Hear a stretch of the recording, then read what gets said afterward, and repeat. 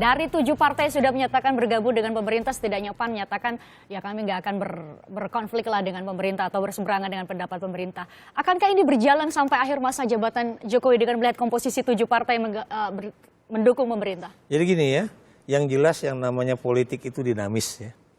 Politik itu kan juga sesuatu yang boleh dikatakan menarik ya. Kenapa demikian? Karena tidak ada lawan dan juga tidak ada kawan yang abadi. Tapi yang jelas ya, semua partai yang bergabung di pemerintah saat ini itu memang memiliki kepentingan supaya pemerintahan ini berjalan dengan baik sampai 2019. Kenapa demikian? Karena mereka juga akan menerima dampak ya, menerima impact lah ya, baik impactnya itu positif ataupun negatif. Kalau positif, dia juga akan terbantu pada pemilu serentak 2019. Kalau negatif, itu juga akan berdampak negatif pada persepsi masyarakat terhadap mereka pada 2019.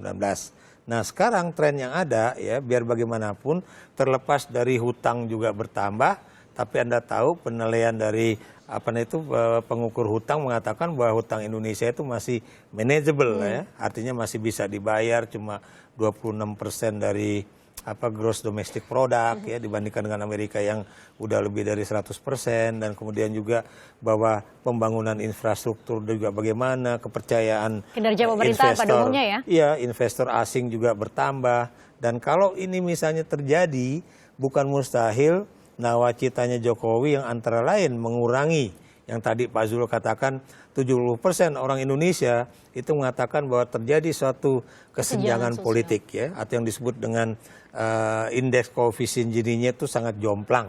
Anda tahu 0,43 pada masa SBY dan pada masa Jokowi sekarang masih 0,42, dan Jokowi berusaha agar 2019 menjadi 0,39 ya. Dan kalau itu indeks koefisien Gininya itu makin mengecil, itu berarti kesenjangan antara the have dan the have not itu menjadi berkurang. Dan apa yang dikatakan oleh Pak Zul tadi itu sangat penting. Kenapa sangat penting? Ini yang harus kita waspadai karena 1% orang Indonesia itu menguasai lebih dari 50% gross domestic products Indonesia. Apa artinya itu? Itu kalau kita lihat ya, 1% dari 258 juta itu sekitar 25 juta sekian orang itu menguasai 60% kue ekonomi yang ada di Indonesia. Sementara yang tinggal 40 itu dibagi dengan 99% penduduk Indonesia begitu. Pak Ikrar, dengan gabungnya PAN dan juga Golkar, dua partai ini akankah kemudian menguatkan isu reshuffle, harus diubah komposisi menteri, dua partai ini harus dapat jatah untuk menjaga mereka dalam tanda petik? Yang jelas yang namanya politik itu tidak ada makan siang gratis. Dukungan PAN dan juga dukungan dari Partai Golkar itu walaupun dikatakan itu adalah dukungan yang boleh dikatakan tanpa syarat, tapi biar bagaimanapun dalam politik itu perlu ada akomodasi politik ya.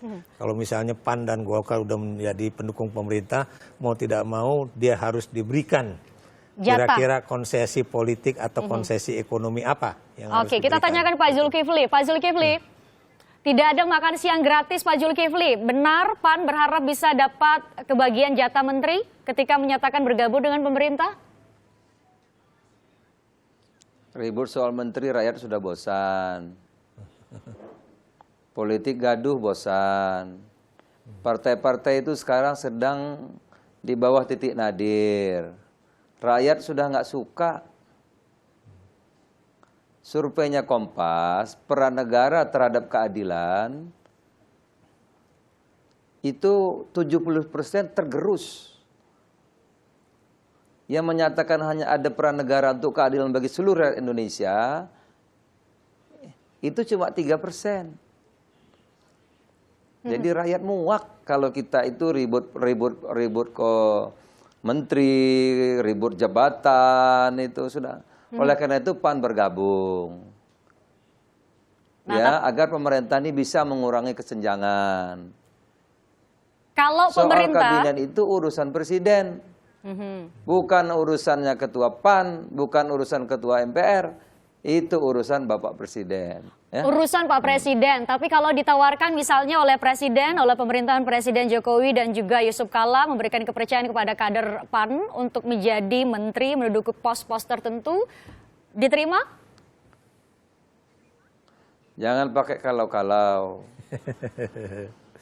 PAN itu tidak ditawari apa-apa saja bergabung. Kalau untuk kepentingan rakyat, demokrasi ini untuk kesejahteraan rakyat, apa saja ditugaskan kepada PAN, kami siap.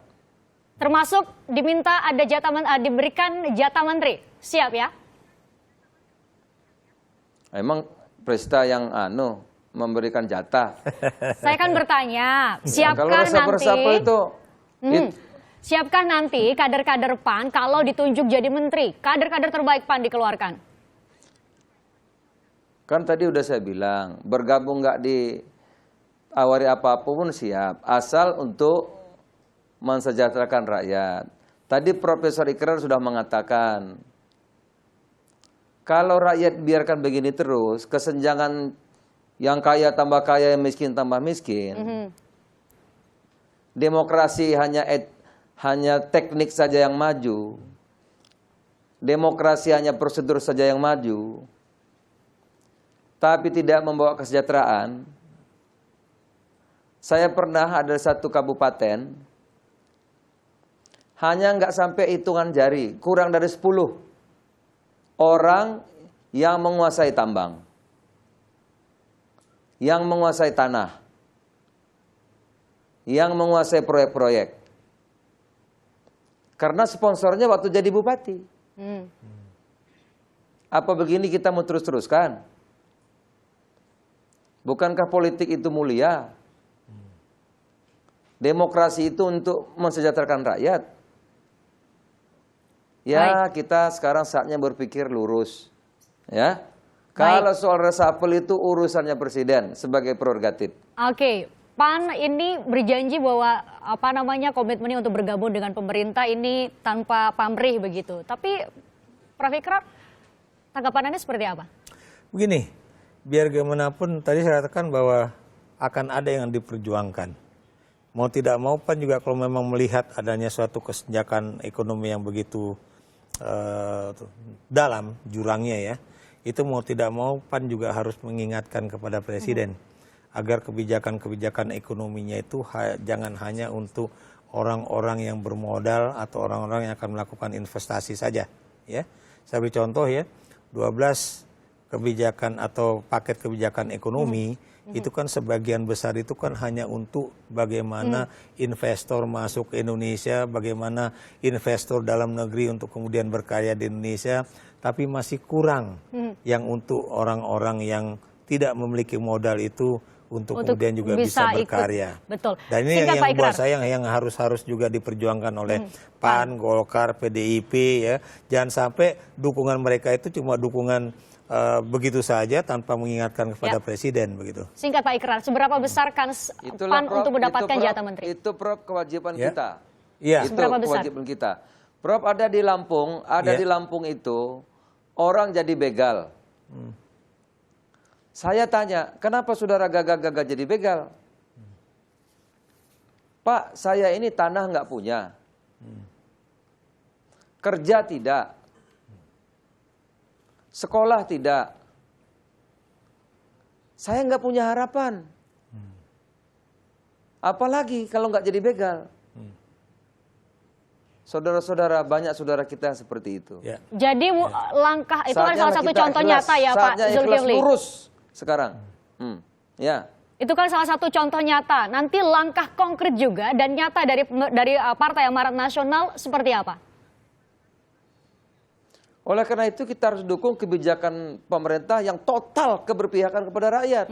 Bangun jalan raya, bangun irigasi, ya, membantu UKM kita, membagi lahan untuk rakyat, itu kita arahkan ke situ. Baik. Harus sungguh-sungguh, tidak ancaman nyata bagi Republik ini adalah kesenjangan. Ya. Kita tunggu langkah Bukan- nyata yang bukan dilakukan komunis. oleh Partai Amanat Bukan. Nasional di bawah pimpinan Anda Pak Zulkifli tentunya setelah bergabung, menyatakan bergabung dengan pemerintah. Terima kasih sudah bergabung bersama kami, Zulkifli Hasan, Ketua Umum Partai Sama-sama. Amanat Nasional. Sama-sama. Dan juga Terus ya. Prof. Ikrar, Terus ya. terima kasih juga Ya, sudah memberikan sama-sama. Ya. hasil amatannya dari sisi politik. Terima kasih Prof. Ikrar.